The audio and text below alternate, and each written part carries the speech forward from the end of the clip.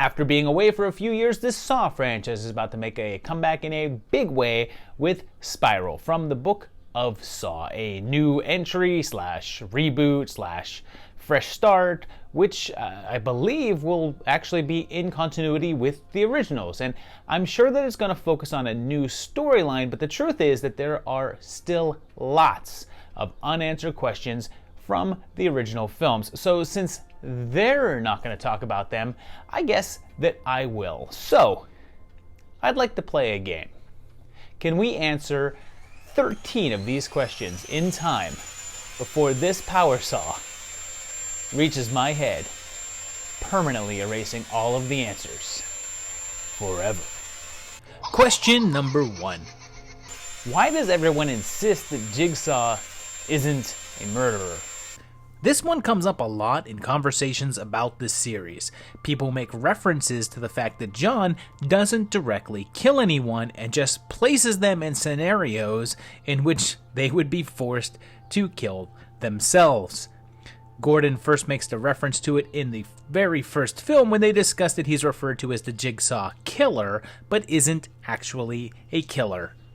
John himself apparently believes this, as he says that murder is distasteful and claims that his goal is for people to escape their traps and embrace life. But let's face it, the traps are clearly designed to lose. And I've seen multiple posts online about how it would be hard to charge him with anything outside of kidnapping since he never directly did the killing himself. I mean, seriously, I went on the Saw Reddit, and there's like a dozen posts discussing how he wouldn't have been charged with murder, but they're pretty much all wrong. First of all, there's something called murder by proxy, which is stated to be a murder that is committed indirectly through the use of a third party. In the first movie, setting up Amanda to cut open the victim's stomach and kill him is a clear-cut example of this. For the most part, these crimes are usually referring to a person employing a hitman to do their dirty work, but blackmailing them to do so, like Jigsaw appears to do, would also qualify. The most famous example of this is Charles Manson, who never directly was involved in the Manson family murders, but his members carried them out under his instructions. This is a direct parallel to what John does. Plus, first-degree murder in most states is defined as willful and premeditated, and Jigsaw is pretty much pre, post, and all-around meditated, so yeah. Plus, there's a thing called felony murder, in which when an offender kills someone while committing a felony, which, skirts the whole premeditation thing a bit, and since kidnapping is a felony, when Jiggy takes someone and puts them in a trap, they're kidnapped, so they're in the commission of a felony. So when that person then dies as a direct consequence of said kidnapping, the felony committer is now liable for the felony murder. Do not quote me on any of this. I am not Matt Murdock. I am just a guy with Wikipedia. Question number 2. How about Amanda? Could she be charged with murder? So, of course, a bunch of times in this series, his character is put in charge of another person's life and has to do something to stay alive that either directly or indirectly kills the other person. For the sake of this question, and because it's one of the most clear-cut examples of what we're talking about, let's use Amanda in the first film.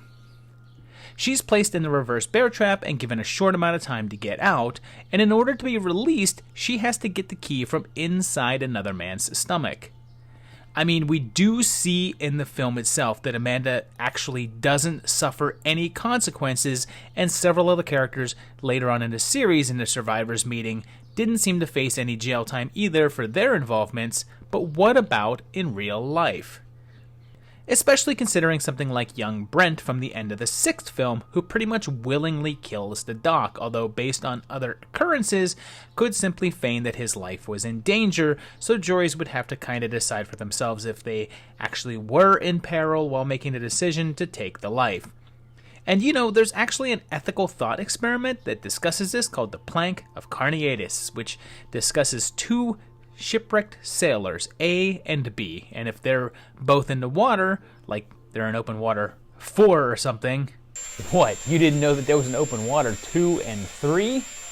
And Sailor A gets to the plank first, but only one of them can use it without sinking. So, Sailor B, drowning, knocks Sailor A off, and that guy drowns and dies, and B gets on the plank and is rescued. So the question becomes whether B can be tried for murder or if it can be considered self-defense, since B would have been killed had he not acted. All in all, I think that in the real world, it would be pretty difficult to prove malice in any of these circumstances, especially considering the notoriety that the Jigsaw Killer's patterns had achieved, which begs the question of how many people in this universe could have faked their own situations of being a Jigsaw victim in order to commit a murder. And hey, that might actually make a cool Saw sequel, so I don't know, like, call me if you want to use that. Question number 3. What was the point of the key? So Adam woke up in a tub full of water, which I don't want to get into because the whole notion of him being, I guess, asleep under the water is a little silly, but whatever. But there's a key in the bathtub that is revealed to be the key to get him out of his manacles, and it goes down the drain. At the end of the film, when the body in the middle of the room is revealed to be Jigsaw, he tells him that the key is in the tub and leaves, seemingly to die. But why would the key be there in the first place? It only goes down the drain because Adam thrashes about and knocks out the plug, which is a dumb thing for John to count on because at that point, Adam doesn't even know that he's tested yet, so he doesn't have a chance. It just goes down the drain without him knowing it's there or what's even going on yet. So if Adam didn't splish splash and just sat up in the tub and just saw the key, then what? He just unlocks the manacle and that's it? I mean, I guess the big door is still locked, but not being chained to the wall opens up a whole lot more options. And I mean, then what? What's the point of Adam even being there? At that point, it's like it's just Dr. Gordon's game and Adam is just an extra, like the key stomach guy. Like he doesn't even have his own game. He's just a victim. The key thing is even sillier when you get the Saw 3 revelation that the key wasn't even supposed to be in the water, I guess. Amanda tossed it in all willy-nilly to make sure Adam lost his chance. But again, where was the key even supposed to be? The mere presence of the key makes Adam's game kinda pointless. Plus, John explicitly states that the key is in the tub, so regardless of the fact that Amanda tossed it in, that's where it was supposed to go. So the key was supposed to be in the tub, but not in the spot in which it could easily go down the drain, so that made it pretty easy to find and easy for Adam to escape the manacles, and so then nothing makes sense. So my answer here is that the key was never meant to be found. It was always supposed to be lost. The key was not for Adam. It was for Amanda.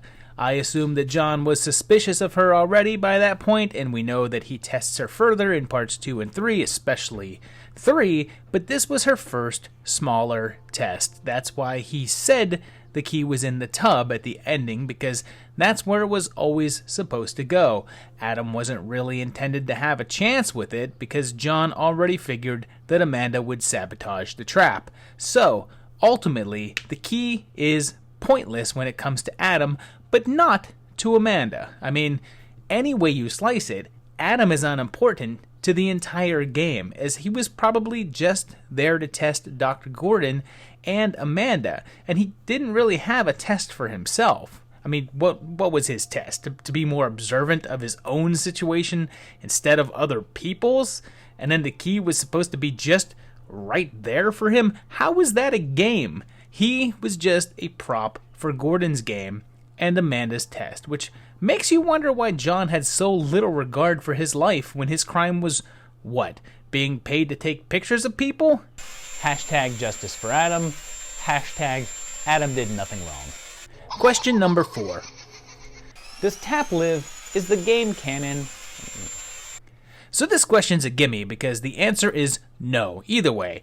In the movie, in the finale, Zepp manages to shoot Detective Tap in the chest as they struggle, and he presumably dies.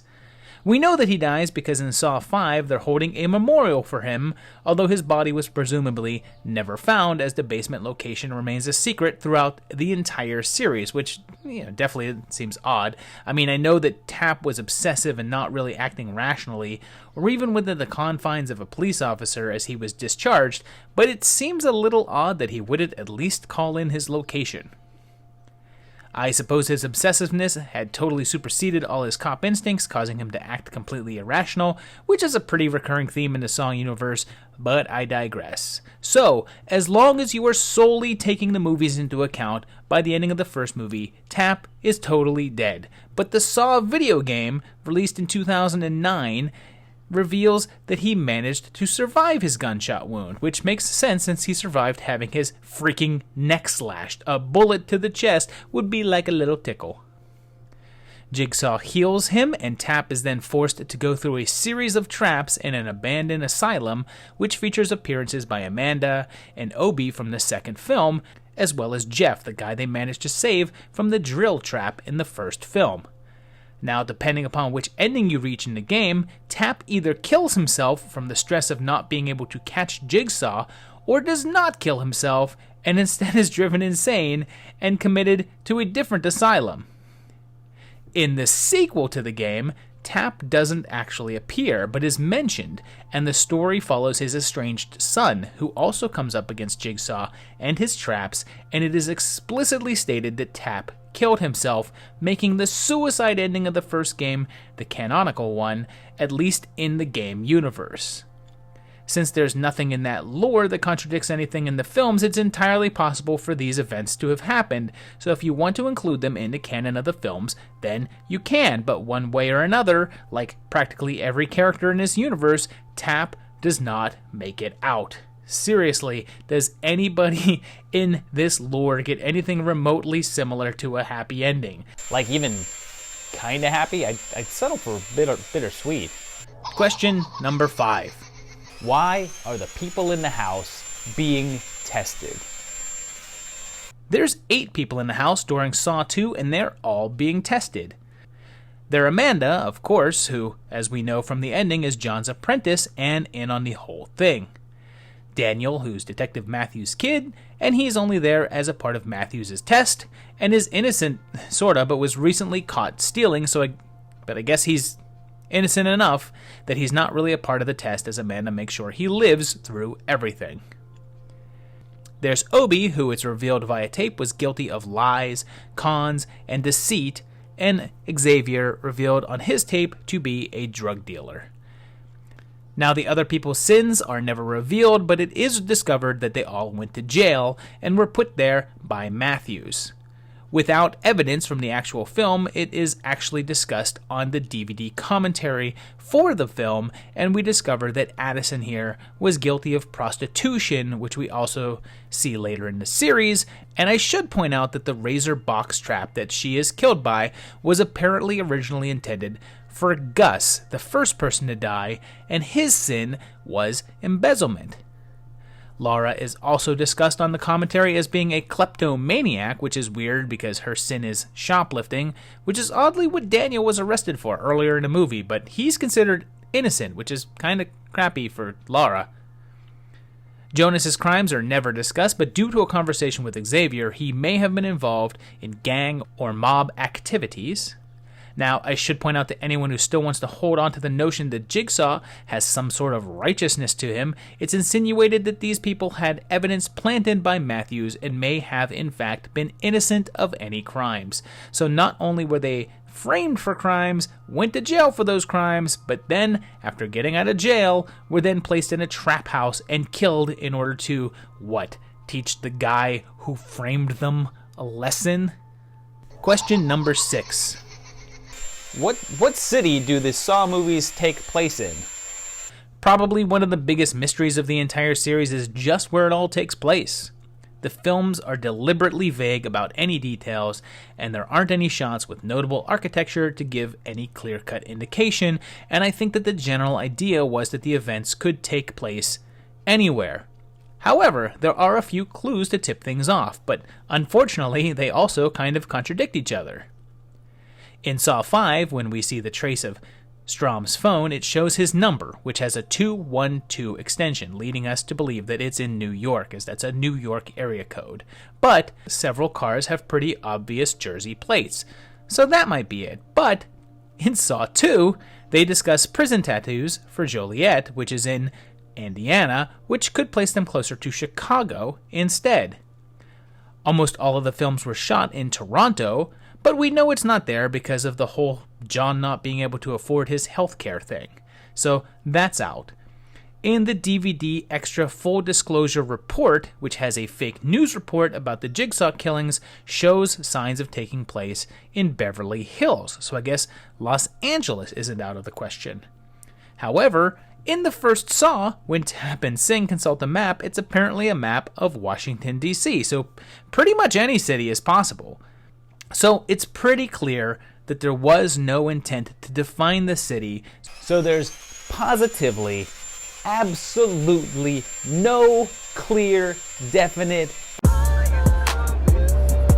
What do you got there? Oh, it's just my wife. Oh. Okay. So, yeah. I guess Spiral might clear it up, showing us a nice big shot of New York City, although some other advanced stuff has shown events occurring in a city called Anglico, which I guess may or may not be a suburb of New York. I myself prefer it to be a nebulous mystery city with a police force simply called the Metropolitan Police, since it opens up to being any city at all, even yours. Although I hope the weather is nicer where you live, because the Saw City is like always that grayish green color all over. Question number 7. Where does the pig head come from in Carrie's apartment? Okay, bear with me here. Detective Carrie has just taken a bath and is chilling on her bed. She is surrounded by paperwork and is completely dry, so she's been here a while now. She sees that there's a camera positioned at her, showing her her own image on the TV, so she investigates, and Pighead, most likely Hoffman here, or I guess possibly Gordon or Amanda even, sneaks up and drugs her. But where the hell does he come from? Look at this. Pighead appears from this side of the room over here. Earlier, we were given a view of that side of the room, and here's what's there. There's a window with basic-looking curtains, and then a section of wall with this little baby table thing here. This is where Piggy comes from. Somewhere over here. So that leaves the only spot, the only feasible location he could be coming from is from behind the curtains. So let's excuse the fact that you can see the curtains laying flat, and pretty sure there's nobody there, but let's say that he is, or she, if it's Amanda. They literally had to be standing there, motionless, for however long Carrie was in that room for, like a few feet away from her.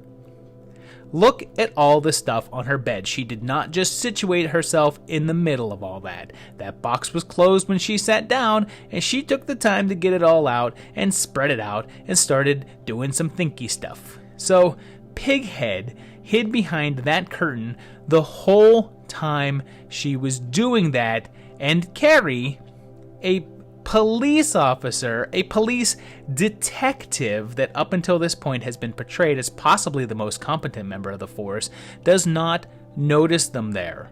A detective. Even if she had just laid all that stuff out and was only there for like 10 minutes or so, it's silly because, try it. Hide behind a curtain in your house and see how long it takes someone to be alone in that same room with you and not notice you there, breathing with that gross, heavy breathing that you do, Jerry. Oh yeah, I hear you. So ultimately, I don't have an answer for this one, because the answer is that they were behind that curtain. I just wanted to point out how stupid that was. Question number 8. What was Jeff's next test? So Jeff here is the main subject of Saw 3, and he has to navigate a series of traps that eventually reveal to him the drunk driver who killed his son. At the ending of his trials, he's given one final test, and he uses it to kill John, which in turn kills Jeff's wife and the movie's over, but not before a tape recording of John's voice informs Jeff that he has another test to endure, and it's for the fate of his daughter, who was kidnapped earlier. So, it seems like they were setting up more adventures for Jeff in Saw 4, but instead, that film was focused on Rig and his test, and doesn't involve Jeff until the finale, when we discover that the events of parts 3 and 4 all happen at the same time, and the two films are simultaneous. The end of that film includes Detective Strom discovering the grisly crime scene and shooting Jeff dead before he ever even gets to his task. We later see Hoffman put Strom in a trap and seemingly rescue Jeff's daughter, so what was the deal with the next test? What did John's message even mean? What we do know is that the writers were actually planning on this being a setup for the next film, and an early form of the script exists in which the pre-credits bit involves this test that Kramer discusses. It involves Jeff entering the next room to find his wife's lover, Alan Van Sprang, from Romero's later Dead movies, and a big ol' blender. The scene as scripted involves both men being fed to the machine as Chris fails the trap, and they're both horribly blended into a pulp together. It sounds pretty gross. But the script was changed drastically, and the scene wasn't carried forwards, and instead Jeff is just shot dead pretty quickly without ever starting the next trap. So it's confusing because John was apparently expecting Strom to be here since there was a tape recorder and waiting for him, although it's debatable as it's possible that John was planning to set a trap for Strom at some other point, and when he appeared at the crime scene, Hoffman just placed the recorder there, although judging from some of the screens we see, the events of Riggs and Jeff's storylines are all at the exact same time, so that's some pretty convenient timing. Anyway, I posit that John was expecting Strom to find his body, but possibly not as soon as he did. I do not think that he planned for him to arrive before Jeff started his next test, although I guess it was just good fortune that Strom was trigger happy and shot the dude.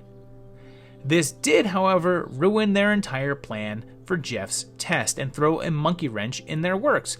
And why does no one ever just think to throw a wrench in one of the machines or some other heavy object to stop their gears? Every machine I use with gears gets stopped up by the simplest things, but I guess I'm not an engineer or something, but I digress. With the plan ruined, and Jeff's daughter no longer needed as the resolution of a plan, Hoffman simply fake rescued her because I guess he's not a total monster, so there's not much mention of it in the film, but I feel like there should have been because this is one of the few times in which John's careful planning doesn't play out at all like he hopes, and an entire test is ruined. Kinda makes me wonder if Chris is actually there in a room waiting for the trap to start, just kinda sitting there. Question number 9. When did Hoffman become an apprentice? Okay, so we learned a bunch about Hoffman in Saw 5, and we learned that he became Jigsaw's apprentice before Amanda. We also discover that he murdered his sister's killer, and in order to draw suspicion away from himself, he made it look like a Jigsaw killing. But here's the thing. In Saw 5, we also see a list of Jigsaw's victims, and it seems to be in a chronological order as Strom checks out a case file. The order on the file goes like this: Cecil, the first victim, which didn't even have the trademark Billy Puppet and tape recorder yet, and then Mark Wilson, the guy from the candle trap in the first movie, and then Seth Baxter, the man that Hoffman killed. But here's the thing. First of all, considering that Wilson would have been the first killing to include what is known as the Jigsaw trademarks, would the police have even linked it to Cecil's death? And how would Hoffman have known that there would be more, and that there would be a pattern to copycat? And we can't say that there's other killings there because I know that we now know that there's the barn traps from Jigsaw, but those were never found and investigated by police, so Hoffman wouldn't have been aware of those to copycat, and any other ones would have had police reports recorded, and they're not listed here, so these are the only ones. Plus, we actually see footage of Hoffman helping John set up the early trap of Paul Leahy. All of that leads me to believe that this list that we're looking at, although mostly chronological, is more in order of how they were filed or investigated rather than the actual chronology of the events themselves. It's the only way that the name listings make sense, and we have to assume that we're not looking at concrete definite list here, as Jeff Reitnauer here is listed after both Gordon and Zepp, and he was the drill chair guy, a trap test that occurred several months before the events in that bathroom. So it's clear that this list is not a strict chronological order, and also possible to assume that they're just the cases assigned to this precinct, and there may have been other cases from other precincts as well. Plus, there's characters like Sydney from Part 7, and there's a few other survivors as well, so the only thing to assume is that there's actually a few other cases missing from the list, probably one or two that we don't even know about, and those were the cases that inspired Hoffman to copycat the Jigsaw killings, and so yeah, there's probably a couple of additional killings that they haven't shown yet, so they could have milked that cash cow for another entry or so to show them. Question number 10. Why didn't they use Luba? So in Saw 5, the final trap requires the survivors to give a blood sacrifice by placing their arms into a machine that cuts them and collects blood, filling a jar full of it. The group of 5 people were supposed to work together so that they were all alive and could contribute a small amount to the jar, and the fewer people that there are means that the remainder would have to give more blood. Britt and Malik figure this out before the tests begin, and even go back into the previous room that they were in while they figure out that they were supposed to use teamwork, but Luba's body is still there, in the tub, who they used to complete the task. So why wouldn't they just grab her body and place her arm in the machine to drain the blood? They flat out state that one person could give 10 pints and fill the whole thing, so they could have just drained her body and won the test without actually putting their own arms in. So why didn't they do it? The answer is because they're stupid characters who haven't been able to figure out any of this so far, so why would they have started thinking rationally now? Stupid gonna stoop. Question number 11. Wait, what's the deal with the letter? So in Saw 3, Amanda pulls a letter from a desk drawer and reads it, and the contents of the letter really upset her, and very shortly afterwards, she shoots Lynn, and is then killed herself. Nothing else is revealed about the letter at this point, but then in Saw 4, it's revealed that Hoffman placed the letter there, and the contents are finally exposed in Part 6, and it's Hoffman blackmailing Amanda, and that's the reason she ended up killing Lynn, not because of petty jealousy, which definitely explains her actions a little better, although it doesn't necessarily fit in with Shawnee Smith's performance in that movie, but it does match the character from the first and second film a little smoother. But here's the thing. If you go back to Saw 3 and check out when John is talking to Amanda, he tells her that there's an envelope there and tells her it's for her after he's gone. So why would he tell her that the envelope was there if it contained a blackmail notice from Hoffman that, according to Saw 6, was just written like a half hour ago?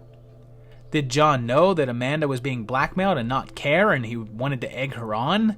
Well, that would certainly fit his MO, but it seems like he wanted to truly test her, and we do know that originally they had intended the series to possibly tie up here, and the intention was supposed to be that he was setting her up to move on with her life. There's an unused prop letter that's basically a goodbye, and notice that someone will help her out, seemingly financially, so it appears as if he was getting all of his money to her in order to move on. But obviously, since the series continued, they wanted to tie Hoffman into it. But then, why would John tell her to go get the envelope with her name on it? Well, there actually is an official explanation here that comes from the commentary of Part 6, in which they explain that there was an original letter that allowed Amanda to move on, and that's what John intended, but Hoffman found it and swapped it out for his own. So, when John said to go get the letter, he was unintentionally leading her into Hoffy's trap, which, considering the narrow time frame of this whole thing going on, it's pretty lucky that she did check out that envelope when she did for our evil cop's sake. And, oh, hey, that's another question. How did he even know that she was with Cecil? Maybe I'll do a sequel to this and answer this one. Question number 12. Who are all the people in the survivors group? Okay, strap in for this one. In Saw 3D, there's a group therapy session for survivors of Jigsaw's traps, and there's several people present. But before we go into who they are, I think that we should take a second to review exactly who has actually made it out of these films alive, because there's less than you think. The survival rate of Saw franchise characters is like the ending of the Infinity War without the happy ending one film later. So, to review, there's Jeff from the first movie, theorized to be the pedophile dentist mentioned earlier, hence the chair with drills. He was supposed to have been brought back for the fourth movie, but wasn't, and was brought back into video games as a supporting character, who also eventually kills himself. But in the film universe as we know it, he's never seen again after being saved by the police. There's also Gordon's family, although they weren't really in a trap, so I don't know if they count. And then in the second film, there's really just Daniel, who isn't really in a trap except the house, which I guess counts, but he's never seen again after this film, so I guess it's kind of a happy ending there. I mean, lots of therapy though. Pretty much everyone in part 3 is killed except for Jeff, although he's killed in the fourth movie immediately after the events of the third, so he didn't really survive. His daughter does, though, and we see her alive in the fifth movie and then never seen again. And both of her parents are now dead, so it's not really a happy ending. But who knows? Maybe Van Sprang will get custody of her. I mean, he seems like he'd be a cool dad, right? The fourth movie has a trap survivor with Morgan, who killed her husband in order to stay alive. She says that Rigg saved her and is never seen again, although her life actually would be better with her abusive husband out of the picture, so I guess not a bad ending, all things considered, for her. Part 5 actually has 2 survivors, which is surprising, with Darla, who manages to survive, although with an arm injury, and is never heard from again, and Malik, who basically chops his arm in half, and I'm guessing I can't show it, but when they do in the movie, I have no idea how he would survive it. Saw 6 has a few survivors as well, with the first one from the pre-credits trap with Simone here, who chops off one of her own arms to survive, and I mean, she's pretty angry about the whole thing and certainly wasn't thankful for the experience like John would hope, and seems pretty pissed off, mainly because she didn't think about dropping her damn shoes or clothes down the chute for weight instead of her damn arm. Our next survivor is Addie, the receptionist who William must decide the fate of, and she's spared at the cost of young Alan, and is last seen here, left tied up on this platform with the wire still around her neck. Part 6 also has the carousel trap in which 6 people are put up, and only 2 can be spared, and William decides to save Emily, a mother, and Shelby, who needs to take care of her sick parents. Finally, there's the Abbotts, Tara and Brent, and Daddy Abbott died because his condition wasn't covered by Williams' insurance agency, and in the final test, Brent chooses to kill William. Their test doesn't really require a ton of personal sacrifice on their own part, except Brent's innocence and possibly his freedom, as, let's face it, there's no way he didn't go to jail for this. Williams' sister is also here, and she's not really put through a trap, just collateral really, and I mean, she saw her brother melted from the inside out, so she's pretty damaged now, and not from a trap, and clearly be a witness in any court case against Brent. So that takes us to Saw 3D's opening trap, in which there's 2 survivors, Brad and Ryan, who are forced to kill a woman that they were both in an affair with, and then we get to the support group and meet the survivors, who include Simone from Part 6, and this guy here is unnamed, a new character from a trap we hadn't seen before named Sydney. Her name is Sydney, not the traps. Emily is here, one of the survivors of Part 6's carousel, and Addie, the receptionist. Malik is here with his arm in a sling, so I guess he came out of things pretty clean. And this guy in a wheelchair who's also from an unknown trap. And Brad and Ryan from the intro. Ms. Abbott is here from the last one as well, without her son, who may or may not be in jail at this point, and these 2 women who are also unnamed, and new characters. And finally, we see Dr. Gordon here, finally revealed to have survived his test and made an acolyte of John. How did John let him on board when he didn't even really pass his test in the first film? And how does no one recognize him as Dr. Gordon when his part in everything was highly publicized? I guess that's another question for the sequel. Question number 13. Could Logan really have been the first apprentice? Come on. So the big twist of Jigsaw is that we're actually looking at 2 different time periods, and the cop stuff is all in the present, while the barn trap scenes are all set in the past, but apparently a past in which flat screen TVs were invented quite a few years earlier. And the other big twist is that Logan here is revealed to be not just another Jigsaw apprentice, but apparently the first one, even before Hoffman. But is that possible? So first of all, when they reveal the blender thing, they say that it was designed for a test that was before all the others, although I doubt it would have predated Cecil, as that would have made very little sense. So that would mean that this was before the candle trap and the barbed wire one, from what we once thought were the earliest. Now, we do know that there were other tests before those too, since Hoffman needed there to be some copycat tests that we don't really get info on in the flashbacks. We also know that the tests from this movie aren't one of them, since that location is never discovered, which makes sense because I highly doubt that John would have started with a big multiplayer event instead of a single person test, but there were more tests, so there were an undetermined amount between Cecil and Seth Baxter, or else who was Hoffman imitating? We've already discussed that in one of the other questions, so it's definitely possible for Logan to have been an apprentice, although it's awful weird that John never mentioned him. So here's the thing, why are we taking Logan at face value? I mean, everything that links him with Jigsaw are things that he's telling Halloran. He's already twisted the truth to several characters in the film in order to serve his purposes. What's one more? I mean, he really has no reason to lie to Halloran, though, since he's outright killing him, but he's also clearly crazy. What is most likely true is that he was in the original trap and was freed by John when he realized Logan didn't have a chance, judging from the scars on his back. There was definitely people in the early games that had less of a chance than Logan did and didn't get a fair shake, and he sure as hell didn't seem to care about them, but if this is an actual very early test, it's before he got his whole thing down pat, I guess. So John sets him loose. I'm not even sure that part is even true, but Logan also seems to assert that he wasn't really an apprentice, but was kind of more of a partner, and they built the traps together, and this is what I think is total baloney. I find it kind of hard to think that John didn't mention anyone else the whole time, and none of the others knew about Logan or even talked about him. Like, this would have been really close to the time that Hoffman was involved, and I think that he would have been concerned about Logan's existence in the later movies, so it's clear that he doesn't even know about him. So what looks likely is this: Logan had this experience with Jigsaw that has always influenced him and served his need for revenge. This whole movie doesn't feel like John's MO. The people that Logan put in the barn in the present had to be there and be dead, so they couldn't have had a chance. So he just outright killed them.